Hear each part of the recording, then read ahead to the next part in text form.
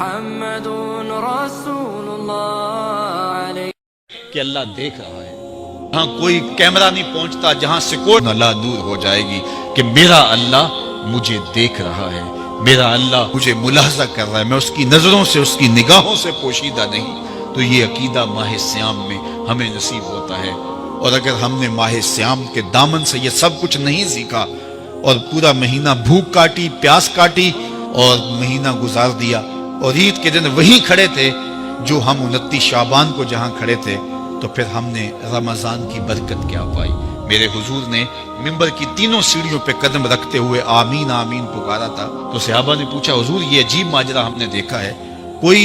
دعا مانگنے والا نہیں تھا اور آپ نے آمین کہا، پھر دوسری سیڑھی پہ رکھا قدم، پھر آمین کہا، پھر تیسری سیڑھی پہ قدم رکھا تو آمین کہا۔ فرمایا میں نے پہلی سیڑھی پہ قدم رکھا تو جبریل حاضر ہوئے اور انہوں نے کہا اس شخص کی ناک خاک آلود ہو جس نے ماہ سیام رمضان المبارک کو پایا اور اپنی بخشش نہ کروا سکا۔ تو میں نے اس پہ آمین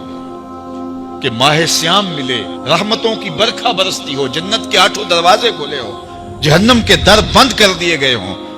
ایک نفل کا ثواب فرض کے برابر ہو، فرض کا ثواب 70 فرضوں کے برابر ہو، رحمتوں کی برکھا ہو اور بندہ اپنی بخشش بھی نہ کرا سکے، تو کہا اس شخص کی ناک خاک آلود ہو، تو حضور نے اس پہ آمین کہا۔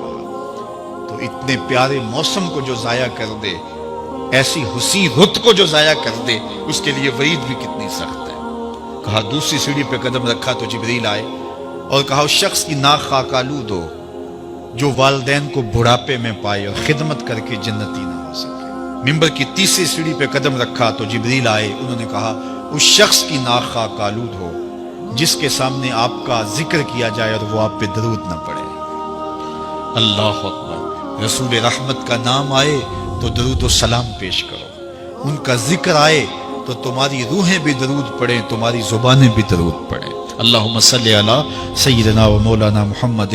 معدن الجود والکرم۔ ان کا ذکر روحوں کی غذا ہے، ان کا ذکر دل کا قرار ہے، تو ان کے تذکرے کی خوشبو سے اپنے ماحول کو